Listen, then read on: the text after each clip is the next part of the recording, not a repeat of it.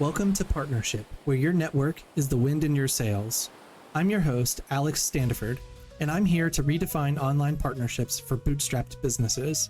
I believe in working with top talent to expand your sales channels and enrich the lives around you, not just the pockets of big corporations. Today, I'm interviewing Derrick Hernandez. Derrick has over 7 years of experience in the affiliate marketing space, working for companies like Bluehost and Stellar WP.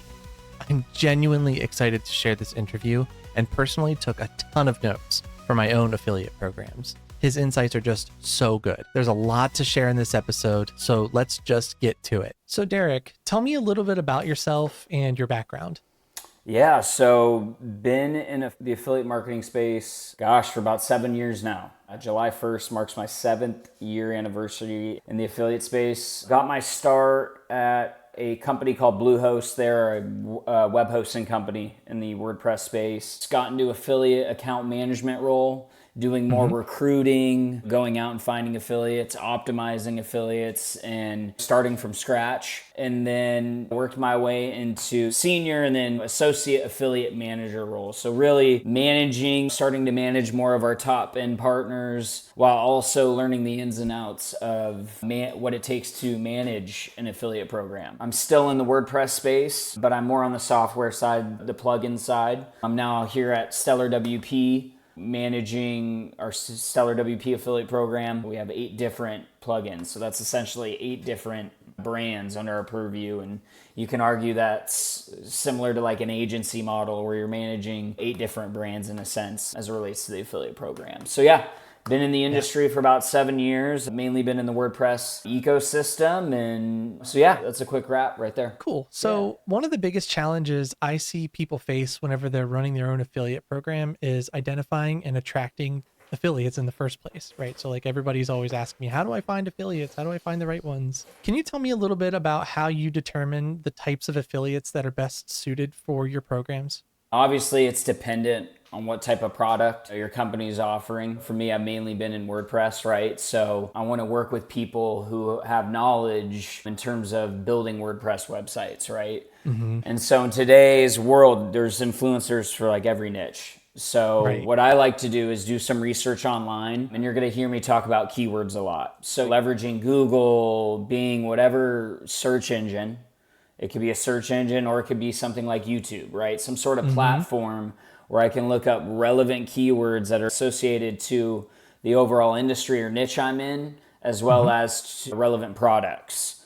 And so I want to see who's talking about those things, who are the leading voices, in reaching out to them and understanding why they're talking about that said niche or product, and really leveraging those types of audiences or communities and working with those types of partners. So it really comes down to some manual research and leveraging the different platforms that people are utilizing to find out what best product suits their needs.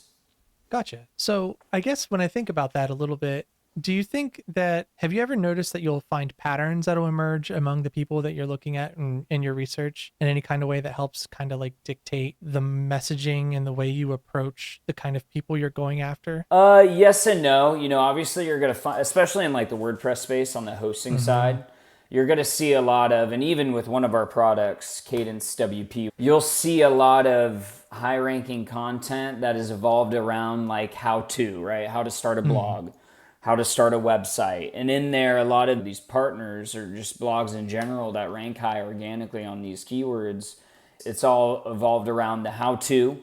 And then in there, right, they'll be promoting a web host and or a theme.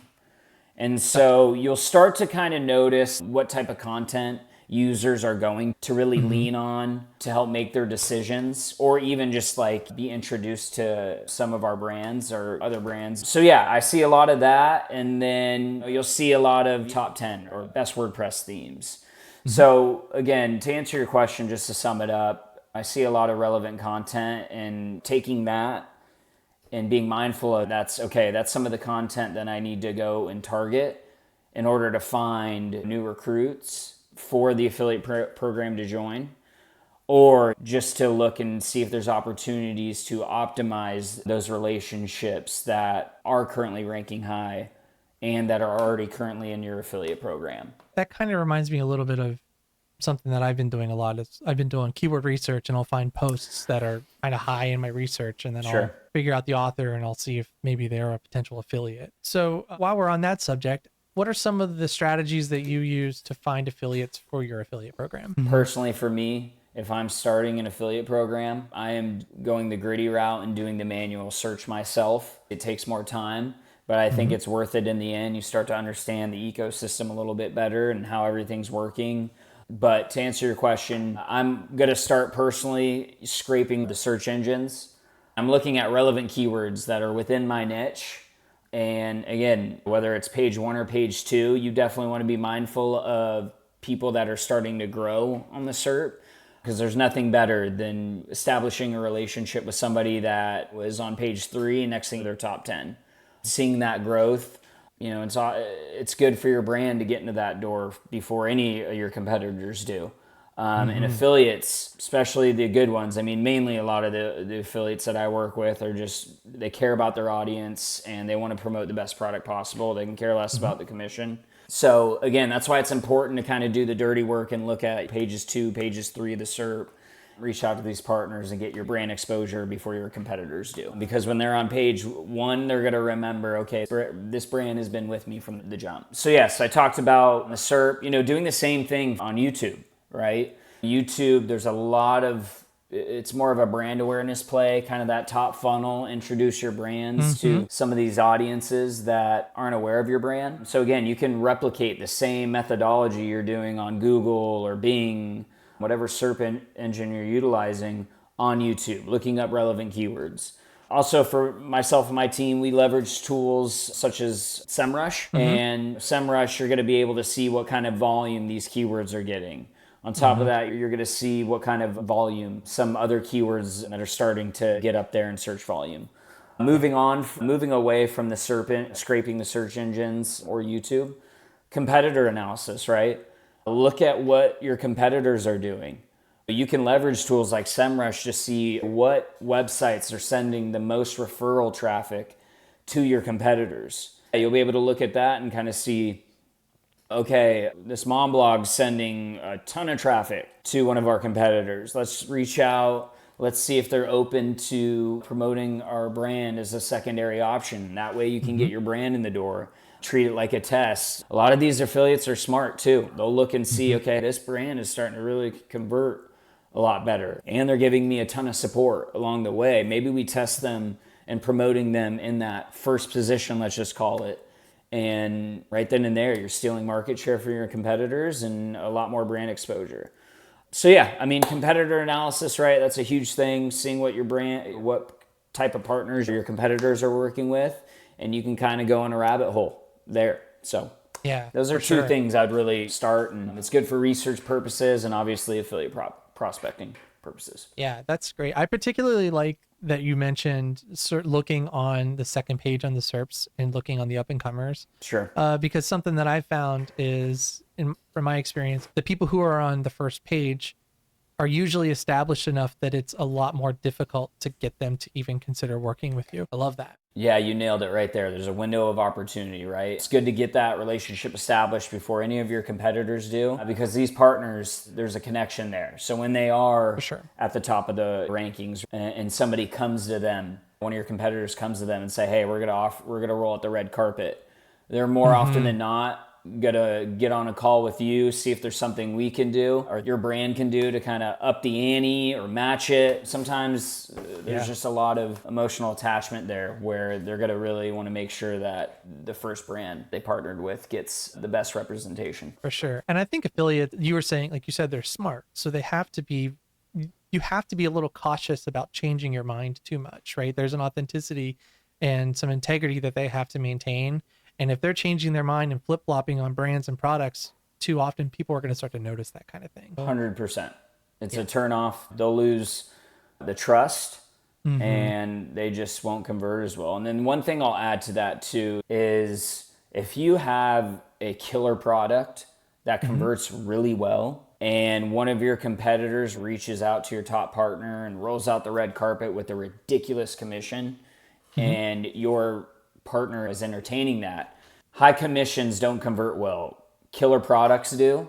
So in the long run, we may not be offering as much as our competitors offering you right now, but you're going to make more in the long run, and your audience is going to be much more trustworthy because they love the product that you're promoting versus a product that doesn't convert as well and is not as killer as your product. So you kind of have to educate and make sure you're entertaining that with your partner and being as honest as possible. And that comes to relationship building and cultivating that partnership.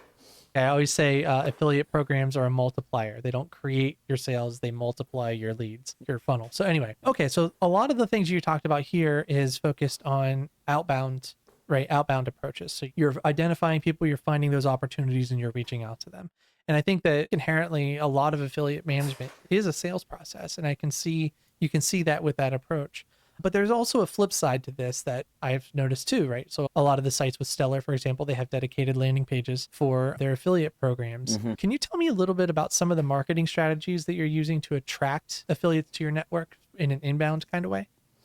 Yeah, most of it is outbound. We are talking about the affiliate program at WordCamps, right? Doing a lot of that. And we're also leveraging our social platforms, right? I'm not sure if you met Michelle Frechette on our team. Oh, yeah. Yeah, she's great. She leads our socials, just overall community engagement. And what we'll do is we'll do some Q&As on the Twitter, right? Where I'll hop on my personal Twitter or X account, and she'll ask on the Stellar main channel, ask me questions where I chime in and essentially answer questions like the ones you're asking me and kind of build engagement, more awareness of our affiliate program there. So some of the other things that is top of mind for me and my audience actually is the idea of motivating and supporting the affiliates that you do have. What specific support or resources do you provide to help your affiliates succeed? For sure. Great question. This is really important, especially when you have a highly efficient program, you're getting affiliates that are joining your program on the fly. It's important to have automated things in place that help cater towards the beginners, let's just call it, right? What we can do is we'll have welcome emails. The welcome emails are automated, so when you join our affiliate program, boom, we're gonna hit you with a welcome email, small overview with benefits of our program, such as how we pay you, and then things like that, dedicated affiliate support, just kind of hitting on those, and then giving them their affiliate links. So for us, we have 8 different brands, and we don't know if they're coming from Cadence. We don't know if they're coming to promote Give. So what we like to do is provide at least every single affiliate link for all of our 8 brands. Because there are instances, right, where people just join the program because they want to send a quick referral word of mouth and they're just going to share their affiliate link. You know? Or I'm in the middle of a blog post and I'm like, oh crap, I should totally just sign up for that affiliate program. For sure. Yeah, for sure. And a lot of affiliate programs are managed on different management softwares, right? And so just giving them resources right away, such as I mentioned affiliate links, obviously providing brand assets, sharing a folder of all of our logos and creatives for all of our 8 brands. Another thing I do outside of that is provide screenshots. That's what we like to do, is screenshots of sign-up flows of our products, because there are affiliates who want to write how-to posts. And then last but not least, I'll mention, we like to share at times good examples of high converting content. You're going to have affiliates that know what they're doing, that join your program, whether it's on the fly or you recruited them. They know what they're doing, right? So a welcome email won't be as impactful, let's just call it. So what I like to do is, I handle our applications, myself and my team. We'll look at them individually, right? And so we know what a good high potential partner looks like. And so immediately what we'll do is we'll reach out to them personally and send them a link to schedule a call. Sometimes they like to just keep it emails, but it's always good to jump on a call because there's so much more you can get into right away. And I'd be interested to hear a little bit about that as well. Like, what are you doing to keep them engaged, keep them writing content, keep them inspired so you can just talk about your product in general? Yep, for sure. I love this question. So we like to lean on a couple things. We will run, let's say, content contests, and they're important to run because it keeps your lower traffic affiliates engaged, right? Because not everyone's going to rank high. If it was easy, everyone would do it, right? So we like to ensure that the lower performing affiliates feel the love, right? So we'll run content contests and we'll kind of go through them and pick some winners and pay them flat fee bonuses. And that does two things, right? Let's just say we have a rebrand. Recently, iThemes rebranded to Solid WP. So, what we did was our content contest was centered around updating your iThemes content to Solid WP, right? So you can leverage content contests to keep lower performing affiliates engaged while also driving brand awareness to rebrands or new products, right? So we do that, and then we run what we like to call reactivation campaigns. And so what we'll do there is during a set amount of time, let's just say a month, we will go through and look at, okay, what affiliates are sending traffic but aren't converting? What affiliates aren't sending traffic or not sales in general? What affiliates are used to drive a lot of traffic and a lot of sales that aren't really doing it that often? We'll kind of bucket those partners and then put them into a temporary aggressive CPA or commission increase, let's just call it. And so we'll increase their CPA. Let's just say we like to pay on percentages. The standard rate is 25% per commission. But what we can do is for 30 days, we're giving you a 40% commission. And for 30 days, you're going to have an aggressive commission. We're going to hit you with a couple emails to let you know, to notify you of the temporary commission increase and provide you with examples of content that is converting well. It's going to reactivate them, which is why we call it reactivation campaigns. And so we like to lean on those as well. Those are really helpful because what you can do is after these campaigns are over, you can kind of sit back, review the performance and go, okay, hey, the people that weren't performers that are now that performed during the campaign, we're going to reach out to them and kind of grow on that relationship. Right?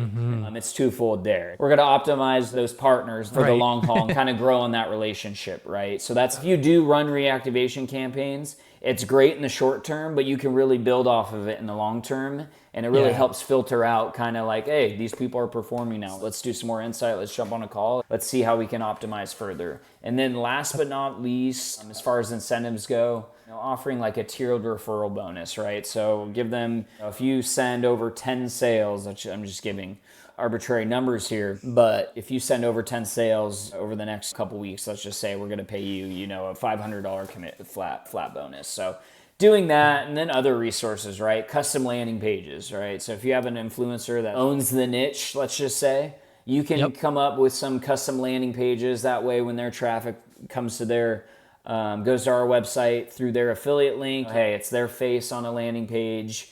And that kind of helps really helps validate the brand. There are instances, right, where some influencers don't like that. Comes off as not as organic, which totally understand. And there's partners that do like that. And then ensuring that our landing pages on front of site are going to convert for our affiliates. That's a big thing, right? So when you work at a company, marketing's doing their job, right? They're testing different things, they're testing different CTAs, and ensuring that your affiliate landing pages are not being messed with. So having your own affiliate template landing page, that way when front of site changes do occur, you're protecting your affiliates from that. And so until we know for a fact it's going to convert well, then we can make the changes necessary.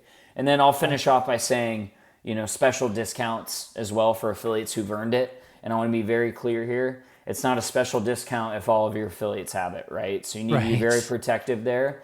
And, the reality is affiliates are going to know that there's special pricing for affiliates out there and they're going to ask for it. And I love when affiliates ask for it, but 90% of the time I'm going to have to, set them up on some sort of performance plan in order to obtain that. That's great information. So to expand on that a little bit, can you tell me a little bit about some of the essential things that somebody could do if they were, say, a solopreneur, or they didn't necessarily have the resources to do some of these full-blown campaigns? I'd be interested to hear what you think would be the most impactful things a person could do if they only had enough resources to do a handful of the things that you just mentioned. Which ones do you think they should prioritize, and how would they approach that? I'd lean on systems, things that would be automated. So if you're able to blast some sort of email, you have the resource to do an email blast to your affiliate program, I would be setting up things such as a content contest, because that's going to save you time from reaching out to each individual partner to get content going.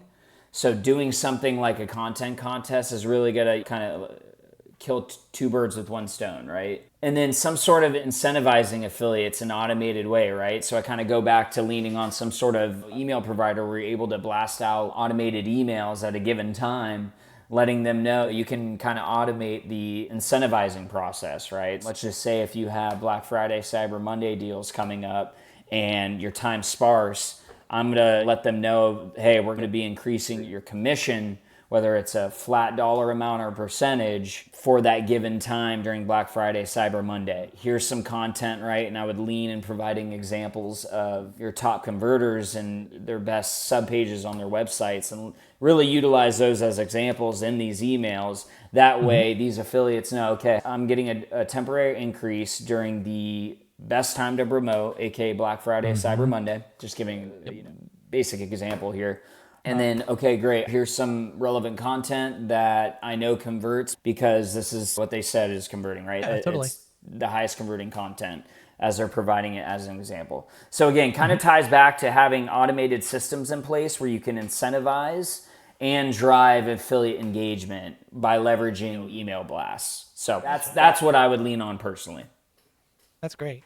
So you're talking a little bit about this idea of, in the context of Siren, the plugin that I've made here, it can create multiple affiliate programs. So in my head, the increased incentive program that you're talking about, like the bonuses and stuff, would just be a second program on top of that. So it sounds like you're doing a fair bit of kind of almost like limited time offers. It's almost like the opposite of a coupon, right? So like instead of doing a discount or something on the other end of this, you're actually doing increased incentives for limited times for your affiliates. You use the Black Friday, Cyber Monday as an example. What about launches? And like, say you're launching a new version of a product or a major feature or something like that. What are some of the things that you're doing that leads up to that launch that you're doing to prepare your affiliates for that launch and to be able to set them up to be able to participate? We send a quarterly, sometimes monthly, depending on that time, right? Whether we have a sale or a new product launch. So what we'll do is we will rely heavily on an email newsletter, notifying them about whatever it is we need to notify. You mentioned a new product or a rebrand. I believe it was a new product, correct? Yeah, it was a product launch or a major feature. Product launch, yeah, there we go. So we'll rely heavily on that, right? And you know, at the end of the day, we can't reach out to every single partner individually in our affiliate program. That's just the nature of the beast, right? So we'll rely on those heavily, okay? And for me personally, if I was an individual, I would also, if I was just running my own affiliate program itself and there was a product launch for our brand, notify them via email newsletter, let them know what's changing, let them all they need to know as far as what they need to update their content, right? I would also put together a list of productive partners where I can go, okay, I'm relying on this email newsletter to update affiliates. Now it's time to individually reach out to people that I know are going to help drive traffic and really focus on those and kind of do more of a personalized reach out, ensuring that they have all they need to know before product launch. Right? The tricky part about that is you want to make sure you are not communicating on a mass level to your affiliates until something is set in stone. So I want to make it very clear. A big no-no that I've discovered throughout my career is sending out a mass communication for something that's not fully launched. Now, it is okay to, let's just say I'm on a call with one of our top partners, right? And I have a really good relationship with. I would drop hints on we may have something coming in the pipeline that I want to keep you aware about. How much time do I need to give you in advance to ensure that once we hit submit or publish, whatever it is, that you have what you need to have in order to promote that at that given time, right? So again, that comes down to cultivating relationships and having a really good line of communication with your top partners, right? Let's just say your top 10% of your affiliate base, it's like that 80-20, 20-80 rule, are going to be driving in your 80% of your revenue. And then there's going to be 80% of your affiliate base that's driving in 20% of that remaining 100%. So again, you're going to have different communication lines for both. So yes, relying on email newsletters and then personal outreach to your top partners and ensuring that they're prepared, right? Perfect. That actually kind of leads nicely into my next question. And you've kind of already answered it a little bit here. Sure. You talked a little bit about the personal outreach with the 80/20 principle. And I've definitely seen that in literally every affiliate program I've ever looked at. Right. It's always that 80/20 just seems to apply so hard in this regard. Is there anything aside from that personal outreach that you do different for these key affiliates to help them more? Like what are some of those other more personal touches that you're doing that maybe you can't necessarily do on the broader scale? Sure. Let's just say if we are running you mentioned a product launch, right? Mm-hmm. Yeah. Most companies are going to give a longer of a leash, whether it's budget for product releases for different channels to use. So for our VIP partners, right, we are going to more so work with them to see if there's some sort of content campaign we can run with them, whether they have a community where we have a lead product manager join a webinar to do some training on that new product launch. We have a longer leash with our VIP partners in testing different things, whether it's a 2-week custom discount for a specific VIP partner in their community. And I also talked about reactivation campaigns. And I mentioned the real work starts after the campaign's done because you're able to see, because ideally, right, we have all of our affiliate partners be VIP and they're all crushing it. But the reality is that it's just how it goes, right? So I guess what you're suggesting is maybe you would be able to see the outstanding performers from that reactivation and then potentially give them an opportunity and maybe give them some VIP status things just to see if you can continue to build on that relationship. Exactly. That's great. Yeah. So, and that was a lot of great information. I'm really glad that you came onto the show because I think that this is going to be really helpful for a lot of people, myself included. It's been great. Just real quick before we close up, where can people find you online? Yeah, so it's something that I probably should be doing more of. I mainly use my X account for football and sports, but I would recommend finding me on LinkedIn. Derrick Hernandez. Yeah, Derrick, last name Hernandez with an H. And reach out to me there. If anyone has any questions as it relates to affiliate program management, or if they're interested in joining and promoting our WordPress plugins here at Stellar WP, reach out to me on LinkedIn, make it super easy for you, send you the direct link to join our affiliate program, and I'll happily respond to any questions that they may have. I'll add those to the show notes as well. So wonderful. Thanks so much for your time and have a good one. Thank you for joining us in this episode of Partnership, where your network is the wind in your sails. I hope you found today's discussion insightful and inspiring. Remember, the strength of your business lies in the partnerships you build and nurture. If you enjoyed this episode, please subscribe, rate, and leave a review. For more tips and insights, visit our website at partnership.fm. This is Alex Standiford sailing out.